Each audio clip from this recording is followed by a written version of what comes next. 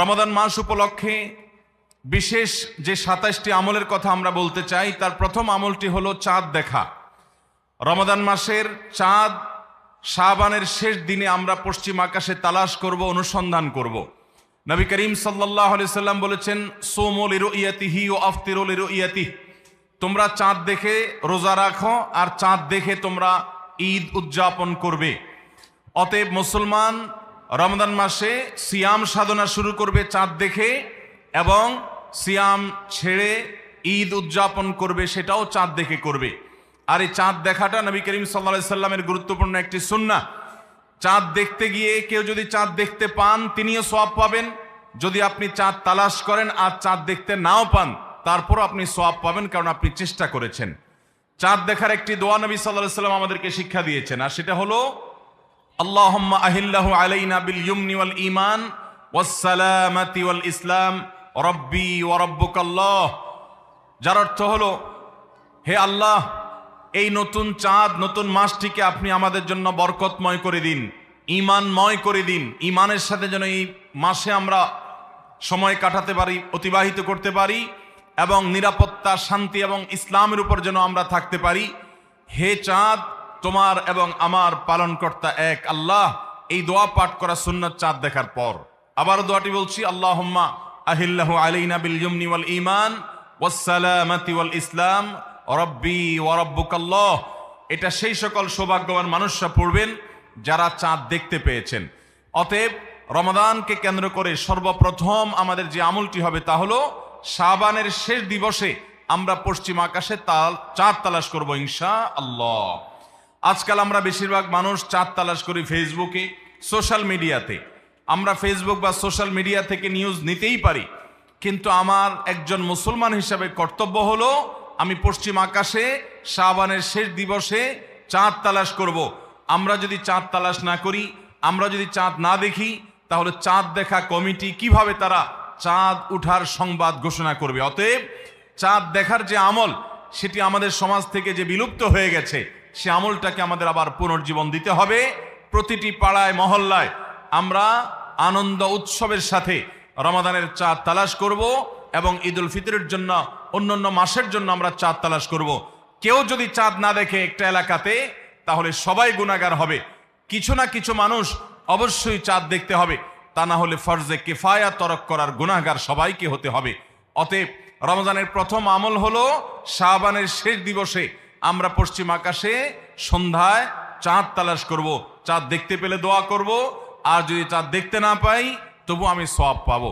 আল্লাহ আমাদের সবাইকে আমলটা করার তৌফিক দান করুন। রমাদানের দ্বিতীয় আমল হলো সবচেয়ে গুরুত্বপূর্ণ আমল, সেটা হলো সিয়াম সাধনা, রোজা রাখা।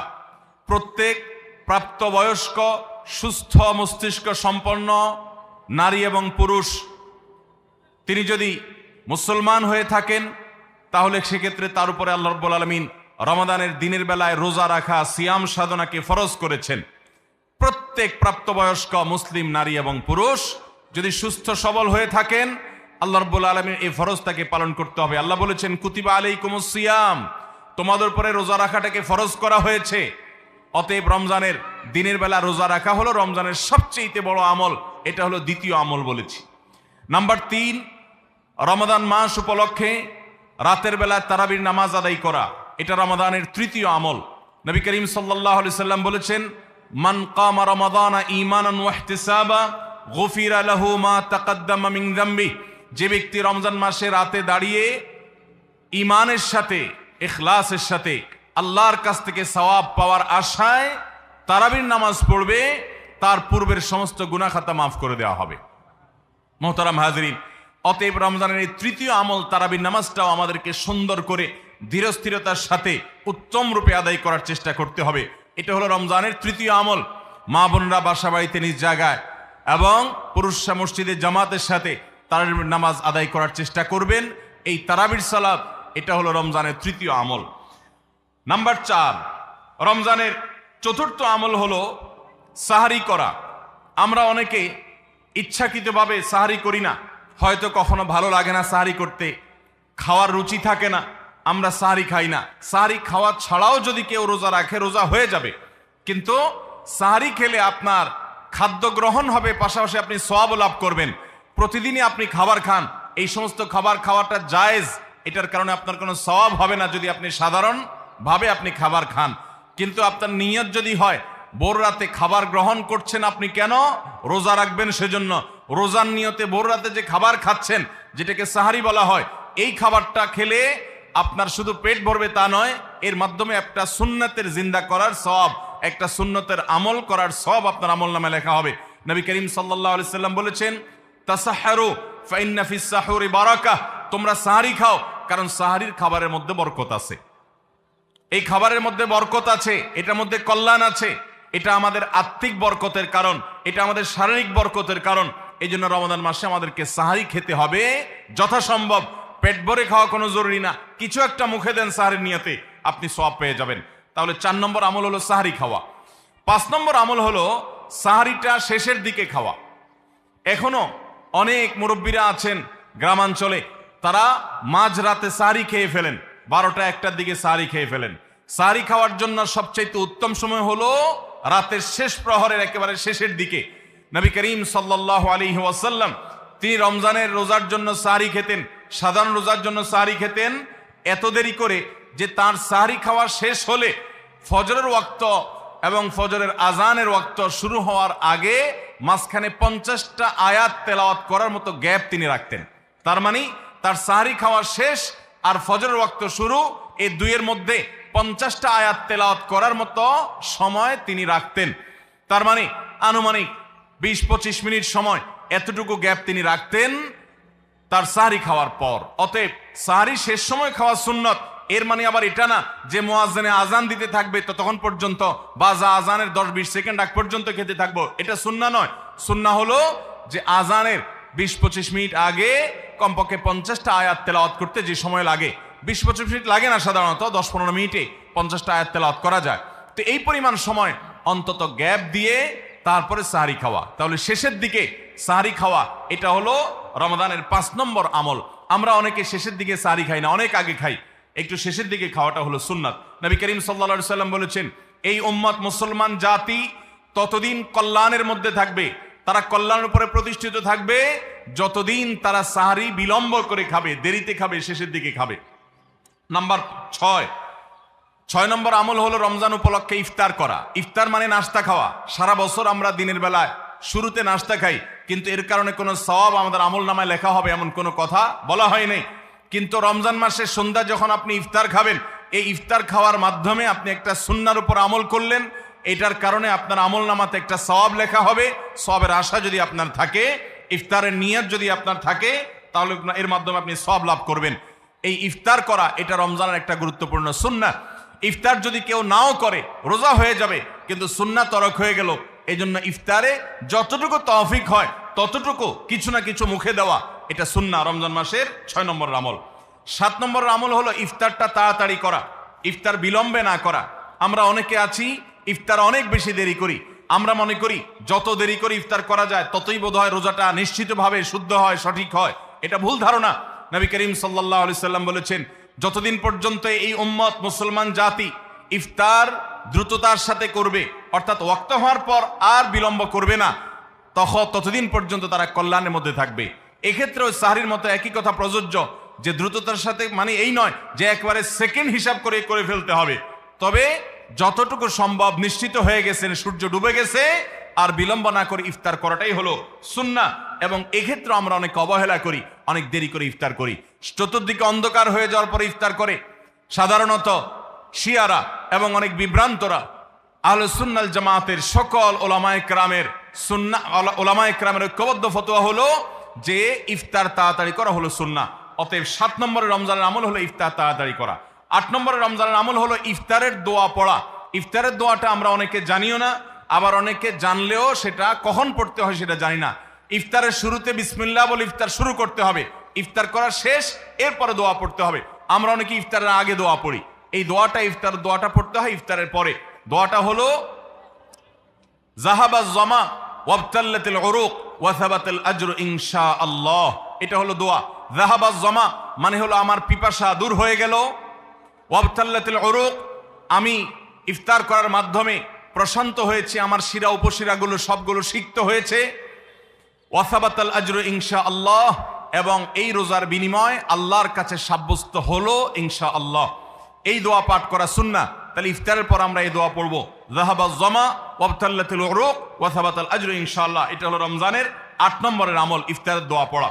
9 নম্বরের আমল হলো ইফতার এবং সাহারি উভয়টাতে খেজুর খাওয়া। এটা সুন্নাহ। খেজুরের মধ্যে প্রচুর খাদ্য শক্তি আছে। আমরা রমজান মাসে যে রোজা রাখি, সারাদিন পানাহার বর্জন করে থাকি, আমরা যদি সাহারিতে খেজুর খাই, আমাদের শরীরে প্রচুর পরিমাণ খাদ্য শক্তি থাকবে এই খেজুর খাওয়ার ফলে। খেজুর অনেক উপকারী একটা খাবার। আমাদের দেশেও আজকাল খেজুর উৎপাদন হচ্ছে আল্লাহর মেহেরবানিতে। এই খেজুর ইফতারিতে নবী করিম সাল্লাল্লাহু আলাইহি সাল্লাম আধা পাকা আধা কাঁচা খেজুর, যেটা যে অর্ধেক পেকেছে অর্ধেক কাঁচা, সেগুলো তিনি পছন্দ করতেন। সেটা না পাওয়া গেলে সাধারণ খেজুর, এটা দিয়ে ইফতার করা, এটা আমরা সবাই জানি। কিন্তু যেটা আমাদের দেশে মানুষ জানে না, তা হলো সাহরিতে সাহরি খাওয়া, সাহরিতে আপনার খেজুর খাওয়া সুন্নাত। নবী করিম সাল্লাল্লাহু আলাইহি সাল্লাম বলেছেন, নি'মা সাহুরুল মুমিনি আত-তামার, ইমানদারের সবচেয়ে উত্তম সাহরি হলো খেজুর। আপনি সাহরিতে ভাত তরকারি যাই খান বা না খান, অন্তত একটা হলো খেজুর খাবেন, তাহলে নবী সাল্লাল্লাহু আলাইহি সাল্লামের এই সুন্নাহর উপরে আমল হয়ে যাবে। তাহলে 9 নম্বর রমজানের আমল হলো সাহরিতে এবং ইফতারে উভয় সময়ে কমপক্ষে একটা হলেও খেজুর খাওয়া, মানে খেজুর খাওয়াটা হলো সুন্নাহ। 10 নম্বর রমজানের আমল হলো দিনভর বেশি বেশি দোয়া করতে থাকা। ভাইরা আমার, রোজাদার ব্যক্তির দোয়া আল্লাহ রাব্বুল আলামিন ফিরিয়ে দেন না। রোজাদার ব্যক্তি দিনভর আল্লাহর কাছে দোয়া করতে থাকলে সে দোয়া কবুল হয়। নবী করিম সাল্লাল্লাহু আলাইহি সাল্লাম বলেছেন যে কয়েক ব্যক্তির দোয়া ফেরত দেওয়া হয় না, এর ভিতরে একজন হলেন আস-সাইমু হাত্তা ইফতির, রোজাদার ব্যক্তি ইফতার করা পর্যন্ত তার দোয়া কবুল হতে থাকে। আপনি রোজাদার অবস্থায় দোকানে কাজ করছেন, খেতে খামারে কাজ করছেন, আপনি ব্যবসা প্রতিষ্ঠানে কাজ করছেন, আপনি রাস্তায় হাঁটাচলা করছেন, মা বোনরা বাসা বাড়িতে গৃহস্থলী কাজকর্ম করছেন, এই কাজের ফাঁকে ফাঁকে ওযু নাই, অসুবিধা নেই, এই অবস্থায় আপনি দোয়া করতে থাকেন। রোজাদার অবস্থায় দোয়া কবুল হয়। সারাদিন আপনি মনে মনে আপনার চাওয়াগুলো আল্লাহর কাছে নিবেদন করেন, আল্লাহর সাথে আপনি কথা বলতে থাকেন, কারণ দোয়া কবুলের একটা মোক্ষম সময় হলো রমজান মাসে এই রোজা অবস্থায়। বিশেষ করে ইফতারের আগ মুহূর্তেও দোয়া কবুল হয়। আমরা তখন অনেকে ইফতার নিয়ে ব্যস্ত হয়ে পড়ি। তাহলে আমরা 10 নম্বর আমল জানলাম রমজান মাসে, সেটা হলো বেশি বেশি আল্লাহর কাছে দোয়া করা, আল্লাহর কাছে মনের চাওয়াগুলো পেশ করা, দুনিয়ার চাওয়া, আখিরাত চাওয়া। আল্লাহ আমাদেরকে তৌফিক দান করুন। 11 নম্বর রমজানের বিশেষ আমল হলো সকল প্রকার পাপাচার বর্জন করা। কারণ রমজানের রোজার উদ্দেশ্যই হলো আমরা যেন পাপাচার বর্জন করতে পারি। রমজানের যে রোজা রাখি, এই রোজা মূলত কোরআন এবং হাদিসের ভাষায় এটাকে সওম বা সিয়াম বলা হয়। সওম বা সিয়াম শব্দের অর্থ হলো বিরত থাকা। আর এই বিরত থাকার মানে হলো আমার সামনে পানির বোতল আছে, আমার সামনে খাবার আছে, হালাল টাকায় কেনা, আবার পেটে ক্ষুধা আছে, তৃষ্ণাও আছে, পিপাসা আছে, তারপর আমি খাচ্ছি না, পান করছি না। কেন? কারণ আল্লাহ নিষেধ করেছেন। এখান থেকে শিক্ষা গ্রহণ করে আমার সামগ্রিক জীবনে সকল হারাম, সকল নিষিদ্ধ কাজ থেকে আমাকে বিরত থাকতে হবে, সেই শিক্ষা সিয়াম আমাকে দেয়। এই জন্য এই সিয়ামের মাধ্যমে হারাম বর্জন করা, আল্লাহর নিষিদ্ধ কাজগুলো বর্জন করা, এই ট্রেনিং, এই অভ্যাস রমজান মাসে গড়ে তুলতে হবে। নবী করিম সাল্লাল্লাহু আলাইহি সাল্লাম বিভিন্ন হাদিসে সেই গুরুত্ব আরোপ করেছেন। কোরআনে কারিমে আল্লাহ বলেছেন, তোমাদের উপরে সিয়াম ফরজ করা হয়েছে, তোমাদের পূর্ববর্তীদের উপরে যেমন ফরজ করা হয়েছে সেরকম। উদ্দেশ্য লাআল্লাকুম তাত্তাকুন, যাতে করে তোমরা গুনাহ ছাড়া আল্লাহর নির্দেশগুলো মেনে চলা, তাকওয়া অর্জন করা, অবলম্বন করার ট্রেনিং নিতে পারো, তাকওয়া অবলম্বন করতে পারো, শিখতে পারো এখান থেকে। অতএব রমজানের 11 নম্বর বিশেষ গুরুত্বপূর্ণ আমল হলো সকল হারাম, সকল পাপাচারগুলো এই মাসে বিশেষভাবে বর্জন করে চলা। যদি সেটা কেউ না করে তাহলে তার এই রোজার কোনো অর্থ হতে পারে না। অতএব 11 নম্বর আমল পাপাচার বর্জন করে চলা। 12 নম্বর আমল হলো পাপাচারের মধ্যে আবার বিশেষ করে মিথ্যা কথা, মিথ্যা কাজ, প্রতারণা 2 নম্বরই, এগুলো পরিহার করে চলা। এগুলো অন্য সময় তো পরিহার করতেই হবে, রমজানে আরো বিশেষ গুরুত্বের সাথে পরিহার করতে হবে। বুখারীর হাদিসে আসছে, নবী করিম সাল্লাল্লাহু আলাইহি সাল্লাম বলেছেন, মাল্লাম ইয়াদা কাওলাজ জুরি ওয়াল আমাল বিহি ফালাইসা লিল্লাহি হাজা আন ইয়াদা তাআমাহু ওয়া শারাবা। যে ব্যক্তি মিথ্যা কথা, মিথ্যা কাজ এগুলো ছাড়লো না, সেই ব্যক্তির উপবাস থাকায় আল্লাহর কোনো ঠেকা পড়ে নাই।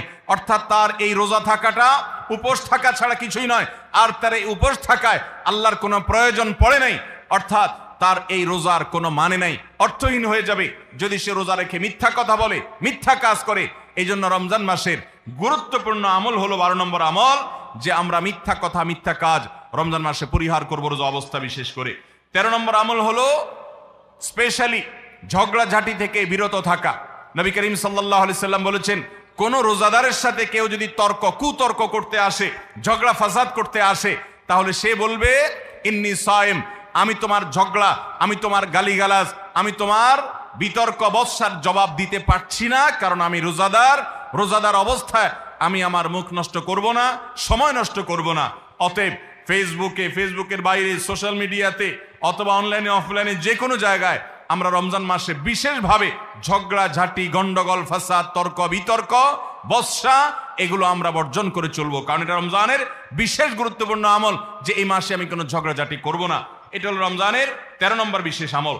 14 নম্বর বিশেষ আমল হলো সাধারণ যত আমল আছে, সাধারণ যত ভালো কাজ আছে, সেই ভালো কাজগুলো এই মাসে সবচেয়ে বেশি গুরুত্বের সাথে করা। কারণ আপনারা জানেন নবী করিম সাল্লাল্লাহু আলাইহি সাল্লাম বলেছেন, রমজানের শুরুর দিকে আল্লাহর পক্ষ থেকে এক ফেরেশতা ঘোষণা দিতে থাকে, ইয়া বাগিয়াল খায়র আকবিল, তোমাদের মধ্যে কেউ কি কোনো কল্যাণের পথে চলতে চায়, এমন কোন মানুষ আছে যে কল্যাণকামী, যে ভালো কাজ করতে চায়, তাহলে সে যেন অগ্রসর হয়, কারণ ভালো কাজ করার মৌসুম এসেছে, সময় এসেছে, সুবর্ণ সুযোগ এসেছে। এটা আমল করার সময়, এটা নিজের আমল নামার শূন্য স্থানগুলো পূরণ করার সময়, এটা জান্নাতের পথে এগিয়ে যাওয়ার সময়। অতএব যত নেক আমল আছে, সেটা যেই ধরনেরই হোক না কেন, সকল ভালো কাজ সবচেয়ে বেশি করতে হবে এই রমজান মাসে। 5 ওয়াক্ত নামাজকে গুরুত্বের সাথে পড়তে হবে, অন্যান্য সমস্ত আমলগুলো করতে হবে, সাধারণ আমলগুলো বিশেষ গুরুত্বের সাথে করা। এটা হলো 14 নম্বর আমল রমজানের। 15 নম্বর আমল হলো খুব গুরুত্বের সাথে ইস্তেগফার করা, আল্লাহর কাছে গুনাহ মাফ চাওয়া। কারণ আপনারা জানেন রমজান মাস এসেছে আমাদের গুনাহগুলোকে মাফ করাবার জন্য, রমজান মাস এসেছে আমাদেরকে জাহান্নাম থেকে মুক্তির পরোয়ানা পাইয়ে দেওয়ার জন্য। নবী করিম সাল্লাল্লাহু আলাইহি সাল্লাম বলেছেন, ওয়ালিল্লাহি উতাকাউ মিনান নার ওয়া যালিকা কুল্লু লাইলা, রমজানের প্রতি রাতে আল্লাহ তাআলা অসংখ্য অগণিত মানুষকে জাহান্নাম থেকে মুক্ত, অমুক জাহান্নাম থেকে মুক্ত, অমুককে জাহান্নাম থেকে মুক্ত ঘোষণা করা হলো। এই আল্লাহর ফরমানে এলাহি তিনি জারি করতে থাকেন, বহু মানুষকে আল্লাহ তাআলা মুক্ত ঘোষণা করেন। একজন ইমানদার বান্দা এই আল্লাহর তাআলার সাধারণ ক্ষমার অফার নেওয়ার জন্য তিনি চোখের পানি ফেলে দোয়া করবেন, তিনি বিভিন্ন সময় দোয়া করবেন। আল্লাহ, রমজান মাস চলছে, এটা গুনাহ মাফ করানোর সময়, এটা গুনাহ মাফ করার সুবর্ণ সুযোগ, আপনি আমার গুনাহগুলো মাফ করে দিন, আমার ভুল ত্রুটি মাফ করে দিন, সারা বছর আমি অনেক পাপ করেছি, আল্লাহ আপনি আমাকে ক্ষমা করে দিন, আমার হিসেবে যত আমল নামাতে যত গুনাহ আছে সবগুলো আপনি ডিলিট করে দিন। আল্লাহর কাছে মাফ চাইতে হবে। নবী করিম সাল্লাল্লাহু আলাইহি সাল্লাম বলেছেন, জিবরিল এসে তার কাছে প্রস্তাব পেশ করেছেন আল্লাহর তরফ থেকে, বাউদামান আদরাকা রমাদান ওয়া লাম ইগফার লাহ, যে ব্যক্তি রমজান পেয়েছে অথচ তার গুনাহ মাফ হয় নাই, সে ধ্বংস হোক। নবী সাল্লাল্লাহু আলাইহি সাল্লাম আমিন বলেছেন। অতএব রমজান মাসে গুনাহ মাফ যদি আপনি করাতে না পারেন, তাহলে জিবরিলের বদদোয়া, নবী সাল্লাল্লাহু আলাইহি সাল্লামের বদদোয়া আপনার জন্য লাগবে। এই জন্য যেই কোনো মূল্যে রমজানের প্রতি রাতে প্রতিদিন চোখের পানি ফেলে একটু একটু করে হলে দোয়া করে আল্লাহর কাছে নিজের গুনাহগুলো মাফ করাইতে হবে। জাহান্নাম থেকে মুক্তির ঘোষণা আল্লাহর পক্ষ থেকে আদায় করে নিতে হবে। এর মাধ্যমে এটা হবে দোয়ার মাধ্যমে, রোনাজারির মাধ্যমে, কান্নাকাটির মাধ্যমে, চেষ্টার মাধ্যমে, আল্লাহর কাছে তওবা করার মাধ্যমে। আল্লাহ আমাদেরকে তৌফিক দান করুন। এটা হলো 15 নম্বর আমল, যে গুনাহগুলো মাফ করাবো, জাহান্নাম থেকে মুক্তির পরোয়ানা দেয়া হয়, সেটি আমার নামটা যেন সেই তালিকায় যায়, সেই চেষ্টা আমরা করব প্রতিদিন। 16 নম্বর রমজানের বিশেষ আমল হলো রোজাদারকে ইফতার করানো। নবী করিম সাল্লাল্লাহু আলাইহি সাল্লাম বলেছেন, মান ফাত্তারা সাইমান ফালাহু মিথলু আজরিহি মিন গায়রি আন ইউনকাসা মিন আজরিহি শাইআ, যদি কেউ কোনো রোজাদারকে ইফতার করায়, আল্লাহ রাব্বুল আলামিন ওই রোজাদারের রোজার কারণে তিনি যে সওয়াব পেয়েছেন তারটা তিনি পাবেন, অতিরিক্ত বোনাস হিসেবে যেই লোকটা ইফতার করালো রোজাদারকে, আল্লাহ তাআলা তাকে সমপরিমাণ সওয়াব দান করবেন। ভাইরা আমার, আমরা রমজান মাসে কেউ চাইলেও 30টার বেশি রোজা রাখতে পারবো? 30টার বেশি রোজা রাখার কোনো সুযোগ আছে? ছোট পোলাপান আছে, তারা দিনে 2-3টা করে রাখে, কিন্তু প্রাপ্তবয়স্ক কোনো মানুষ রমজান মাসে দিনের বেলায় একটা বেশি রোজা রাখার সুযোগ আছে? 30টা বেশি আমরা রাখতে পারবো না। কিন্তু যদি আপনি চান আপনার আমল নামায় 60টা রোজার সওয়াব লেখা হবে, তাহলে সম্ভব। আর সেটা কিভাবে? আপনি 30টা রোজা নিজে রাখলেন, আর 30 দিন একজন রোজাদারকে ইফতার করালে তার রোজা রাখার সমপরিমাণ সওয়াব আপনার অ্যাকাউন্টে জমা হয়ে যাবে। তাহলে আমরা রোজাদারকে ইফতার করাবো তো ইনশাআল্লাহ। আপনার আশেপাশে বহু গরিব মানুষ আছে, দ্রব্যমূল্যের ঊর্ধ্বগতির এই বাজারে আপনি সারা মাসের ইফতার তার বাসায় কিনে পাঠায় দেন, আপনি প্রতিদিন একটু ইফতার একটু প্লেটে করে পাঠায় দেন। আপনি কোনো পথচারী পথে হয়তো ইফতারের সময় হয়ে গেছে, বাসায় যেতে পারে না, গাড়িতে আছে, একটু পানির বোতল একটু খেজুর কিনে তাদেরকে দিয়ে দেন। সামান্য একটু প্রচেষ্টা, বিপুল পরিমাণ সওয়াব আমাদের পাওয়ার সুযোগ তৈরি হবে। এই জন্য রমজানের বিশেষ আমল হলো 16 নম্বর আমল, রমজানে রোজাদারকে ইফতার করানোর চেষ্টা করবো তো ইনশাআল্লাহ। 17 নম্বর রমজানের স্পেশাল আমল হলো যে রমজানে বিশেষ গুরুত্বের সাথে কোরআন তেলাওয়াত করা। কারণ রমজান মাসের পরিচয় দিতে গিয়ে আল্লাহ তাআলা কোরআনে বলেছেন, শাহরু রমাদান আল্লাযী উনজিলা ফীহিল কোরআন। রমজান এমন মাস যে মাসে কোরআন নাজিল করা হয়েছে। এই কোরআন দিয়ে রমজানকে আল্লাহ পরিচয় দিয়েছেন। রমজান মাসের মর্যাদাই হয়েছে কোরআনের কারণে। এই জন্য কোরআনের সাথে রমজানে বেশি সময় কাটাতে হবে। কোরআনের হালাকা করবেন, কোরআনের মজলিস করবেন, কোরআন শিক্ষার আসর করবেন, ইমাম সাহেব মুয়াজ্জিন সাহেবকে দিয়ে প্রতিটা মসজিদে মসজিদে মুসল্লিরা কোরআন শুদ্ধ করবেন, বিশুদ্ধ করে তেলাওয়াত করবেন। কোরআন প্রতিদিন একটু একটু করে তেলাওয়াত করবেন। সম্ভব হলে গোটা রমজানে কমপক্ষে একটা বার কোরআন পড়ে শেষ করবেন। তারাবিতে তো শুনবেনই, এর বাইরেও কোরআন তেলাওয়াত করবেন। অনেকে আছে 11 মাস কোরআন পড়ার তৌফিক হয় না। আল্লাহর ওয়াস্তে কোরআন নাজিলের এই মাসে অন্তত কোরআনটাকে আঁকড়ে ধরেন। ও মুসলমান, কোরআন যদি আঁকড়ে না ধরেন তাহলে আপনার চাইতে হতভাগা আর কেউ নেই। এই জন্য কোরআন নাজিল মাসে বিশেষ গুরুত্বের সাথে আমাদেরকে 17 নম্বর আমল কোরআন তেলাওয়াত করতে হবে। 18 নম্বর আমল হলো কোরআন তেলাওয়াত করার আমল। আমরা সবাই জানি, কিন্তু কোরআন রমজান মাসে নবী করিম সাল্লাল্লাহু আলাইহি ওয়াসাল্লাম শোনাশুনি করতেন, এটা আমরা অনেকে জানি না। জিবরিল আলাইহিস সালামের সাথে নবী করিম সাল্লাল্লাহু আলাইহি ওয়াসাল্লাম কোরআন শোনাশুনি করতেন। তিনি জিবরিলকে শোনাতেন, জিবরিল তাকে শোনাতেন। এই জন্য রমজান মাসে আপনি কোরআন তেলাওয়াত করে আপনার স্ত্রীকে শোনান, স্ত্রী তেলাওয়াত করবে, আপনি শুনেন, আপনি অন্য কারোর সাথে এভাবে শোনাশুনি করেন। এইটাও রমজান মাসের বিশেষ গুরুত্বপূর্ণ আমল। সেই সাথে কোরআন বুঝে পড়া, কোরআনের ব্যাখ্যা জানার চেষ্টা করা, অর্থ সহকারে জানার চেষ্টা করা, কোরআনের কি আছে, আল্লাহ কি বলেছেন, সে ইলমটা অর্জন করার এক বিরাট প্রয়োজনীয় সময় মুহূর্ত হলো রমজান মাস। 18 নম্বর আমল হলো তাহলে কোরআন শোনাশুনি করা। 19 নম্বর আমল হলো সাদাকা করা, দান করা। আমাদের প্রিয় নবী সাল্লাল্লাহু আলাইহি ওয়াসাল্লাম সম্পর্কে তার সহধর্মিনী উম্মুল মুমিনিন আয়েশা রাদিয়াল্লাহু তাআলা আনহা বলেছেন, নবী সাল্লাল্লাহু আলাইহি ওয়াসাল্লাম এমনিতেই দানশীল ছিলেন। তিনি সারা বছর প্রচুর পরিমাণে দান করতেন, কিন্তু রমজান যখন শুরু হতো তখন তিনি সবচেয়ে বেশি বদান্য, সবচেয়ে বেশি দানশীল হয়ে পড়তেন। তার দানশীলতা এত বেড়ে যেত যে মুক্ত বাতাস যেরকম সব জায়গায় পৌঁছে যায়, যে জায়গায় মানুষ চায় দরজা খুলে রাখে সেখানেও যায়, কোন একটা ফাঁক ফোকর পেলে সেই জায়গায়ও মুক্ত বাতাস প্রবেশ করে। নবী সাল্লাল্লাহু আলাইহি ওয়াসাল্লামের রমজানের দানটা এরকম ছিল যে চায় তাকেও দিতেন, যে চায় না তাকেও দিতেন। তিনি দুই হাতে দিতেন। তিনি অনেক বেশি সম্পদশালী ছিলেন না, কিন্তু যেটুকু ছিল অকাতরে তিনি দান করতেন। আমাদের আয়েশা রাদিয়াল্লাহু তাআলা হাদিস থেকে বোঝা যায় রমজান মাস দানের মাস। এই জন্য নবীজি বছরের অন্য যে কোনো সময় চাইতে রমজানে বেশি বেশি দান করতেন। আপনার আত্মীয় স্বজনকে দান করেন, রক্ত সম্পর্কে মানুষগুলোকে দান করেন, পাড়া প্রতিবেশীর অভাবী মানুষদেরকে দান করেন, চেনা অচেনা, জানা অজানা সমস্ত মানুষকে আপনার সাধ্য অনুযায়ী আপনি দান করা শুরু করেন। এটা রমজান মাসের গুরুত্বপূর্ণ একটা আমল। এবং 19 নম্বর আমল দান করা। 20 নম্বর আমল হলো সাহরি খেতে আমরা যখন উঠি তখন একটু তাহাজ্জুদের নামাজ পড়া, একটু দোয়া করা। এই সুযোগটা 11 মাস আমাদের হয় না। তাহাজ্জুদের নামাজ এত গুরুত্বপূর্ণ যে কোরআনে কারিমে আল্লাহ রাব্বুল আলামিন এই নফল আমলের নির্দেশ করেছেন, অমিনাল লাইলি ফাতাহাজ্জাদ বিহি নাফিলাতাল লাক। রাতের কিছু অংশ নফল হিসাবে তুমি তাহাজ্জুদ পড়ো। ভাইরা আমার, 5 ওয়াক্ত নামাজের জন্য ডাকে মুয়াজ্জিন আজানের মাধ্যমে, আর তাহাজ্জুদের জন্য ডাকেন স্বয়ং আল্লাহ রাব্বুল আলামিন। আমরা সবাই হাদিস জানি, নবী করিম সাল্লাল্লাহু আলাইহি ওয়াসাল্লাম বলেছেন যে রাতের শেষ প্রহর যখন হয়, আল্লাহ দুনিয়ার আসমানে এসে ডেকে ডেকে বান্দাদেরকে বলেন, আলা মিন মুস্তাগফিরিন ফাগফিরাল্লাহ, আছো যে তোমরা কেউ ক্ষমা চাইবা, আমি ক্ষমা করব। অফার নিয়ে আল্লাহ নিজে ডাকেন, আল্লাহ নিজে আহ্বান করেন। এই জন্য ভাইরা আমার, তাহাজ্জুদের নামাজ 12 মাস আমরা পড়তে পারি, 11 মাস আমরা পড়তে পারি না, কারণ আমাদের কাজে কামে ব্যস্ততা, রাতে দেরিতে শোয়ার বদভ্যাস। আমরা চাইলেও তাহাজ্জুদ পড়তে পারি না, ফজর পড়তেই কষ্ট হয় অনেকের। কিন্তু রমজান মাসে তো সাহরি খেতে আপনি উঠেন, আপনি এটা চেষ্টা করলে 10টা মিনিট সময় বের করেন, সাহরি খাওয়ার পরে বা আগে 10টা মিনিট নিরিবিলি 2-4 রাকাত নামাজ পড়েন, সময় নিয়ে আস্তে আস্তে ধীরে ধীরে সিজদা গিয়ে একটু চোখের পানি ফেলেন, একটু দোয়া করেন, মনের চাওয়াগুলো নিবেদন করেন। এই সুযোগটা রমজানে বিশাল বড় সুযোগ। আমরা অনেকেই এটা মিস করি, শুধু সাহরি খেয়ে আমরা সময় পার করি। আমাদের অনেক যুবকরা, অনেক তরুণরা আজকাল সাহরি পার্টি বের করেছে। ভোর রাতে যখন দোয়া কবুল হয়, এই সময়টাতে কপাল পোড়ারা রেস্টুরেন্টে গিয়ে সাহরি পার্টি করে, আনন্দ উৎসব করে, ফুর্তি করে। এটা কোনো এনজয় করার সময় নয়, এটা কাদার সময়, এটা সেজদা পড়ার সময়, এটা রেস্টুরেন্টে যাওয়ার সময় নয়, এটা আলো ঝলমলে কোনো রেস্টুরেন্টে বসার সময় নয়, এটা আলো আধারিতে আল্লাহর কাছে, রবের কাছে ফরিয়াদ করার সময়। আল্লাহ আমাদেরকে বুঝার তৌফিক দান করুন। ভাইরা আমার, তাহলে রমজানের 20 নম্বর আমল হলো তাহাজ্জুদের নামাজ সাহরিতে উঠলে আমরা একটু পড়বো এবং একটু একটু দোয়া করব, চেষ্টা করবো তো ইনশাআল্লাহ। ভোর রাতের দোয়া 24 ঘন্টার ভিতরে সবচেয়ে মূল্যবান দোয়া, আল্লাহর সবচেয়ে নিকটে যে বান্দা দোয়া করতে পারে ভোর রাতে তাহাজ্জুদের সময়, এই সুযোগটা রমজানে তৈরি হয়। আমরা সবাই এই সুযোগটা গ্রহণ করবো। 20 নম্বর আমল। 21 নম্বর আমল হলো আল্লাহ যাদেরকে সামর্থ্য দিয়েছেন তারা ওমরা করবেন। রমজানে ওমরার ফজিলত হলো, নবী করিম সাল্লাল্লাহু আলাইহি সাল্লাম বলেছেন, ওমরাতুন ফি রমাদান তাআদিলু হাজ্জাহ। রমজানের একটা ওমরা একটা হজের সমতুল্য। অন্য হাদিসে আসছে নবীজি বলেছেন, ওমরাতুন ফি রমাদান তাআদিলু হাজ্জাতাম মাই। রমজানে একটা ওমরা হলো নবী করিম সাল্লাল্লাহু আলাইহি সাল্লামের সাথে হজ করার সমান সওয়াব। অতএব যাদের তৌফিক আছে তারা ওমরা করবে, 21 নম্বর আমল। 22 নম্বর আমল হলো রমজানে দিনের বেলা রোজা রেখে বেশি বেশি মেসওয়াক করবেন। আমরা অনেকে এটা জানি না যে রোজা রেখে মেসওয়াক করা যায়, আমরা বরং অনেকে মেসওয়াক করি না যে রোজা দুর্বল হয় কিনা। অথচ আম্মাজান আয়েশা রাদিয়াল্লাহু তাআলা আনহা বলেছেন যে আমি নবী করিম সাল্লাল্লাহু আলাইহি সাল্লামকে রমজান মাসে রোজা রেখে এত বেশি পরিমাণে মেসওয়াক করতে দেখেছি যে গুণে শেষ করা যাবে না। এই জন্য রমজান মাসে আপনার পকেটে মেসওয়াক থাকতে হবে এবং বেশি বেশি করে আপনি মেসওয়াক করবেন।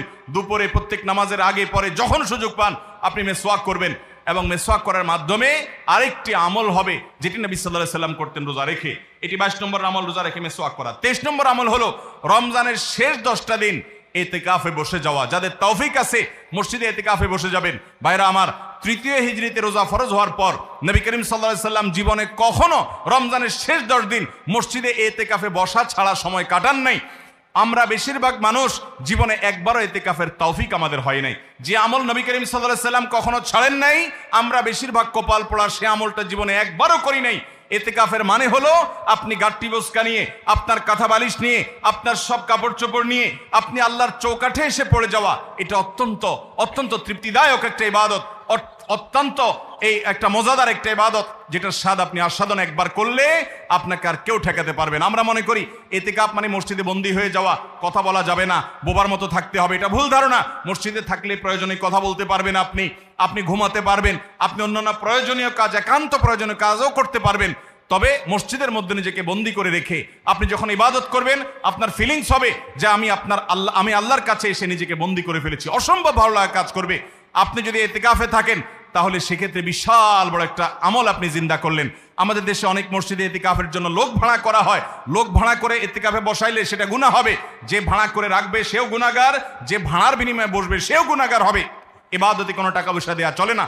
অতএব ভাইরা আমার, ইতিকাফ আমরা করবো তো ইনশাআল্লাহ। রমজানের শেষ দশকে ইতিকাফ করা, এটা 23 নম্বর আমল। 24 নম্বর আমল হলো রমজানের শেষ দশকে বেশি বেশি ইবাদত করার চেষ্টা করা। বুখারী শরীফে আসছে নবী করিম সাল্লাল্লাহু আলাইহি সাল্লাম সম্পর্কে আম্মাজান আয়েশা বলেছেন, ইযা দাখালাল আশর, রমজানের শেষ 10 দিন যখন শুরু হতো তখন নবী সাল্লাল্লাহু আলাইহি সাল্লাম কি করতেন? আইকাজ আহিয়া লাইলা, সারা রাত আর ঘুমাতেন না। শেষ 10 দিন সারা রাত ঘুমাতেন না। ওয়াসাদ্দা মিযজারা, কোমর বেঁধে নিতেন। ওয়াইকাযা আহলা, এবং তার পরিবারকে তিনি জাগিয়ে তুলতেন। আরেক হাদিসে আসছে নবী সাল্লাল্লাহু আলাইহি সাল্লাম বলেছেন, কারণ নবী সাল্লাল্লাহু আলাইহি ওয়াসাল্লাম ইযা দাখালাল আশর ইয়াজতাহিদু ফীহি মা লা ইয়াজতাহিদু ফী গায়রি।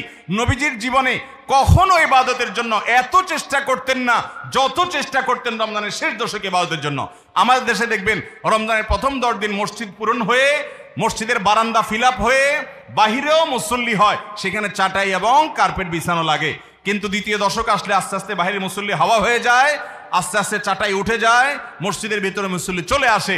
শেষের 10 দিন হলে একেবারে মূল মুসল্লি যেগুলো ওয়াক্তিয়া নামাজের, এর বাইরে অতিরিক্ত মুসল্লি সব ঝরে পড়ে যায়, সব ঈদের মার্কেটে চলে যায়। ভাইরা আমার, নবী করিম সাল্লাল্লাহু আলাইহি সাল্লাম শেষ দশককে সবচেয়ে গুরুত্ব দিতেন, আর আমরা সবচেয়ে অবহেলা করি সেই সময়টাকে।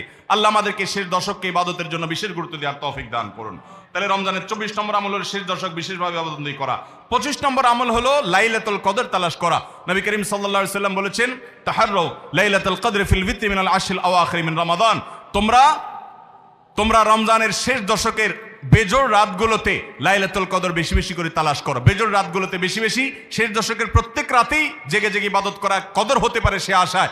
কদরের একটা রাত যদি ইবাদত করতে পারেন আপনি, তাহলে 1000 মাস ইবাদতের চাইতে বেশি উত্তম হবে, আপনার আমলনামাতে সওয়াব বেশি জমা হবে। এই জন্য কদরের রাতে ইবাদতের চেষ্টা করা।